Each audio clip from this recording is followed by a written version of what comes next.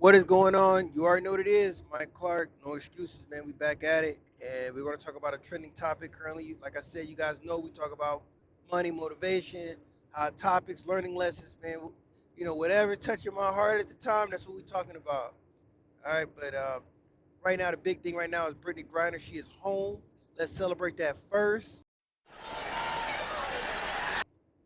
Yes, sir. She's back. Um, now, I really feel like this could be a huge learning lesson for a lot of American citizens, especially ones who love to travel, ones that want to travel. If you guys know who I am, I was in the military. I traveled a little bit. I traveled abroad for a little bit. I was forced to learn about cultures early on because you're moving into certain cultures, certain countries.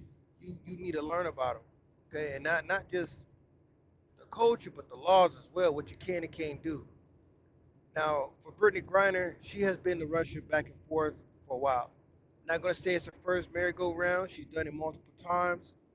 However, if you guys don't know, a lot of WNBA players, the reason why they go is because the pay is so low.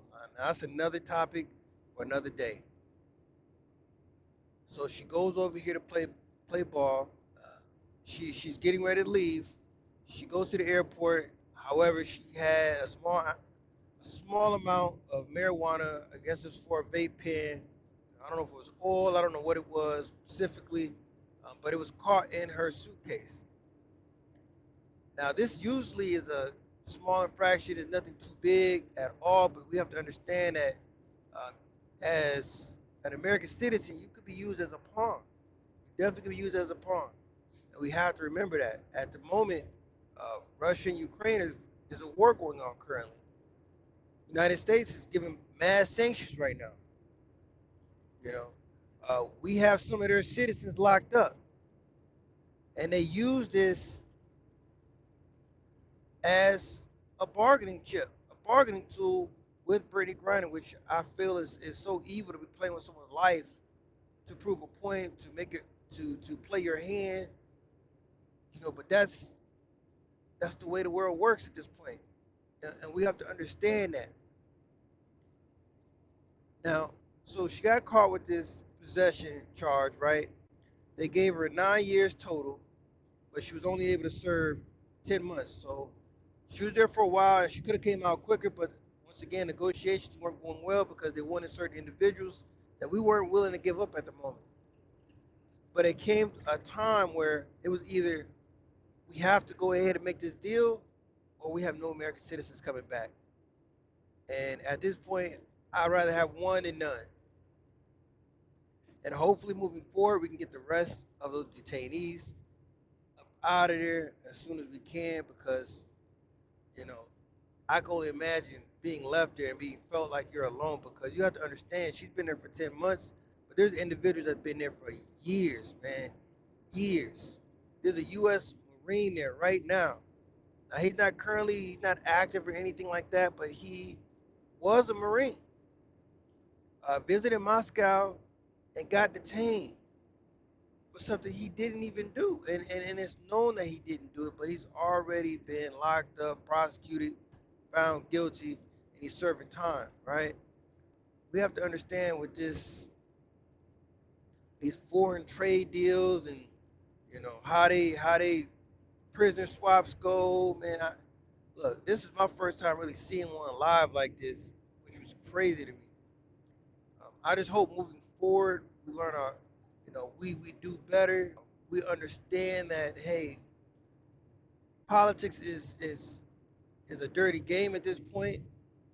So moving forward, if we're going to go travel, let's make sure we're checking laws. Let's make sure we know that we don't own the place. Because one thing that I can tell you guys is that when I was in the military and we would go overseas, as Americans, we feel like we own where we walk. We feel like our laws apply to overseas, and it doesn't. And Russia proved it. We do not control their laws. We do not control their cultures. And what we see that's not normal may not be normal to us, but to those countries, it's normal. And we have to understand that. American citizens really have this entitlement in their head that they believe what's here is what's over there, and it's not. The World Cup is going on, and the host currently is in Qatar. And one of the big things is they show no public affection. You're not allowed to show no public affection at all. There was a reporter that actually went down there to try to get into World Cup wearing a rainbow shirt. He actually was found dead not too long ago. Now I don't know if it was because of that situation. I don't know um, what happened to him necessarily, uh, but he was rejected from entering into the World Cup because of the shirt he had on. I just feel like we can try to our best to try to help the world try to mature and grow with us. However, we can't be upset if they're not at the pace that we're at. That's like in real life. When you're on a journey yourself, but not too long ago you were at that same place with other individuals. Because we got to remember too, and this is moving from the Brittney Griner situation and moving into the LGBT.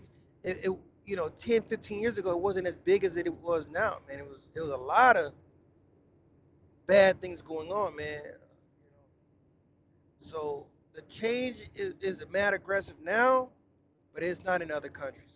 Just like laws are mad aggressive now, and that's just the way it is overseas.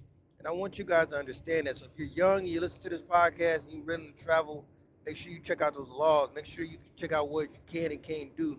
Make sure that you understand that because um, I do remember even because these are we only know about these cases because these are celebrities.